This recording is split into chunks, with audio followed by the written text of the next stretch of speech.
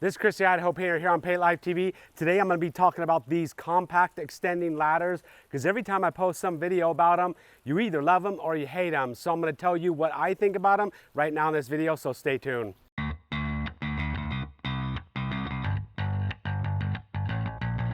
All right, so today we're going to be talking about two different compact extendable ladders. I got one right here, and I believe it's called the Lion ladder. I got one right behind me here, and that's called the Extend Climb ladder. And the Extend Climb ladder I've been using personally for about probably 10 years now. I just got sent this one. I'm going to talk about this Lion ladder, and is this one that you should be using or not. And some of the features I'm going to talk about right now, we'll just kind of go over it. It's kind of like all the other compact extending ladders I've seen.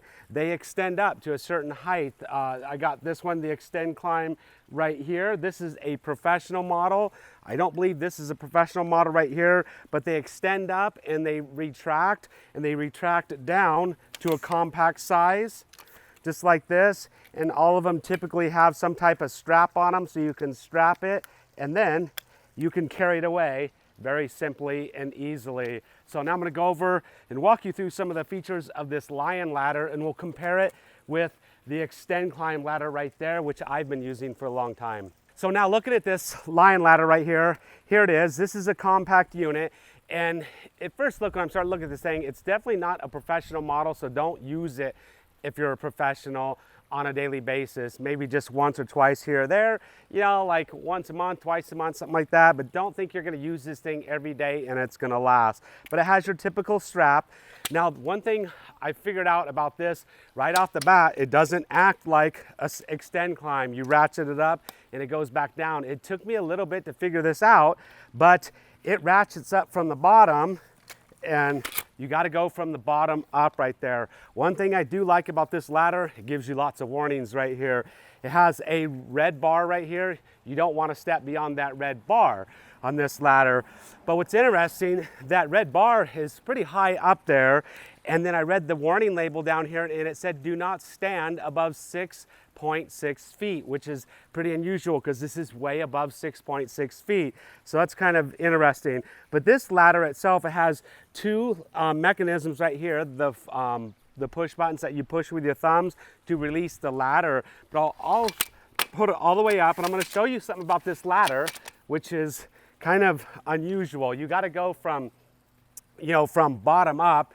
Now, once I get up here, it's a little difficult to extend the ladder up, but it does have these red buttons right here, which is kind of unusual. The Extend Climb doesn't have that. You push those buttons and the ladder goes down. It goes down kind of like a shock absorber on a car. So you push these two buttons. The concerning thing with me is if you push these two buttons and this ladder goes down, if somebody accidentally walks by and hits those buttons, or they get hit and you're on the ladder, it's just going to start ratcheting down while you're on the ladder. If the thing's ratcheted all the way up, see, I can't ratchet it up from there, so I've got to somehow get it up. Now I've got it up there. Looks like it might be stable. Here's something kind of cool. I do like this about this ladder. If you push the thumb buttons right there, it all just starts coming down all by itself. Unlike the Extend Climb ladder, which is really difficult, the thumb buttons are very difficult to push. It's very difficult to ratchet back down. But this whole shock absorber mechanism, I'm not sure if I would really trust that thing. It's I don't know what's holding it up inside. There's nothing really positive locking on the outside, so I'm not sure. So we'll ratchet it back up, show you. It does drag. So it does drag down here when it's leaving some scratches on the rails already. We'll ratchet this down. So I'm just learning how to use this thing, but it did seem like it stayed up in the up position. See, if I go from bottom up, it stays down. So let me see if it's kind of unusual. Now if I undo the bottom two rungs, will it stay locked up top? It does not stay locked up top, but I can ratchet it up because I already got the bottom two unlocked. Now it stays up. It's kind of weird. It takes a little bit to figure it out I'll just push the buttons right there. It's gonna slide down, kind of nice and convenient. But I do notice that it is the bottom rungs right here are dragging a little bit. Now I'm gonna break out this one. So this is the Extend Climb ladder. I've been using this ladder professionally, like I say, for about 12 years, and it's a lot heavier. This is a heavy duty model. You can start from the bottom up. It positively ratchets. Now, in order to get it to come down, you have to push in the thumb things and it'll lock in place. You gotta, each individual rung, you have to push it in, unlock it, and that is a positive locking system, which I feel a lot safer with, feel a lot, I don't know, when I'm climbing up and down the ladder like this, I'm not sure, like I really don't feel that, confident that thing's not gonna unratchet. But this is the professional model.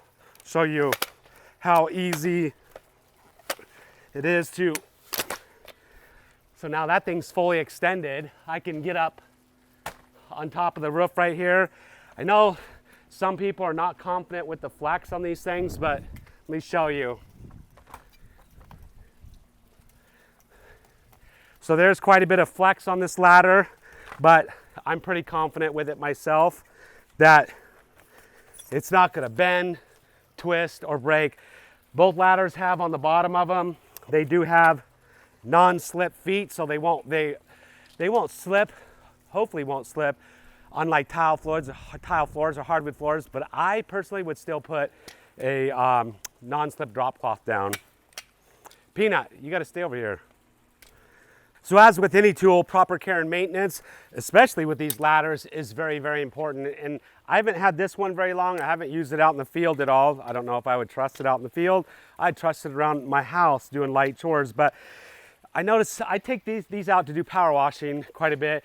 If you get this ladder wet, extremely wet, a lot of water running down on it, what I've noticed is water gets down inside the ladder, gets down inside the rungs right here and the pistons. If you turn it upside down and shake it, water will start coming out. And I know the water gets locked in there and doesn't stay in there. Another thing is paint, debris, and dirt, stuff like that is gonna cause these things not to run very well. This one seems to have some type of like air system in it. And I'm not sure like if you're getting water down in there, if that's gonna affect this thing running at all. I would be pretty scared if I got water down inside this. But this one here, I've even gone to the extent of lubricating them with WD-40 so they'll run smoother, because they start to run pretty rough if they start to get dusty and dirty. This one on the bottom down here, the bottom rungs, because this is not nearly as durable as the Extend Climb. It seems like it's already rubbing and causing, some issues right here. And I don't know if it needs to be lubricated or not. It doesn't say so on the ladder, but just proper care and maintenance. My recommendation is not to get either one of these ladders wet. The Extend Climb, I've turned them upside down to try to let the water run out of it and work out of it over time, and it doesn't seem like all the water comes out. So I've just made it a habit to keep my power washer away from that thing and not get it wet. If you're gonna have it inside of a house, either one of these ladders, in spraying, it's not a good idea to get any type of overspray dust. So if you're gonna be spraying inside of a house, I wouldn't have an Extend Climb in there if it was absolutely necessary. And as soon as you're done spraying, I would take it out, because the overspray, just the dust in the air, the silica dust, can start sticking to these rails and get down inside of there. Let me extend this one up to get an idea.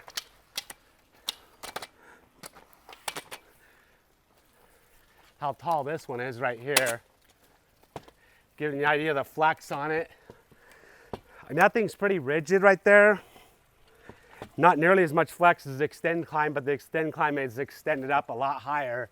And I don't think I want it to break right now, because I just had back surgery like 8 weeks ago. But now once again, to get it down, the Extend Climb, like all these ladders themselves, the rungs right here, they have to stay clean and free of paint, because then if paint starts getting on these things, then it's going to start causing them to start dragging really bad.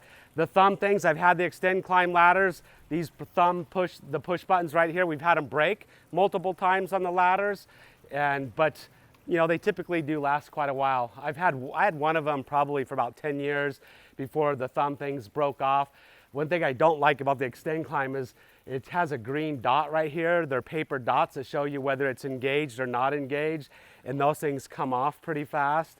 It should be like maybe like epoxied or painted on there, but you know, here it is, Extend Climb. You know, if I was gonna get one of these ladders and have one as a professional painter, I'd definitely be sticking to the Extend Climb model. It does have, you know, some of its issues. I've had the straps break on these things before, but once again, they're a lot harder to disengage.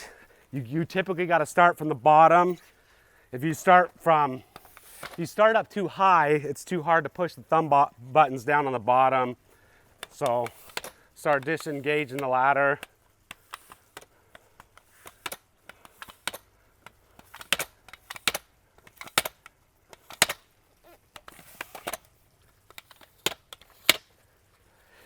It's got a Velcro strap right here, easy to strap, and then it's got rubber on the bottom right here. I've been using these things for, you know, quite a few years with confidence. The professional model is a new model that they come out with recently, and it's got stronger rungs on it and stuff, but that's a comparison between Extend Climb and a Lion ladder right there.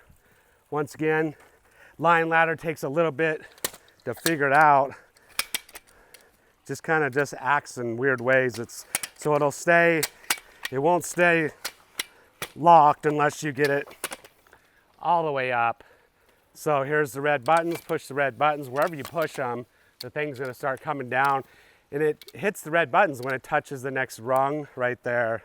So the plastic on this thing, it's not a heavy duty, you know, industrial plastic. It's kind of looks like maybe it's a mid-range plastic. The rivets all look like they're in there good and well.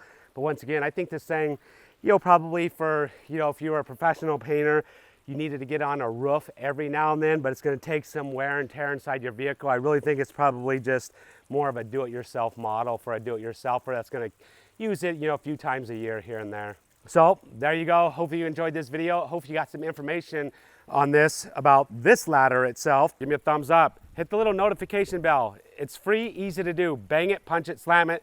Just don't break your video screen. It'll notify you every time I come out with a new video. Check us out on Facebook. Check us out on Instagram. We got all kinds of really cool 1-minute video hacks, especially for you. We'll see you on our next video. Out.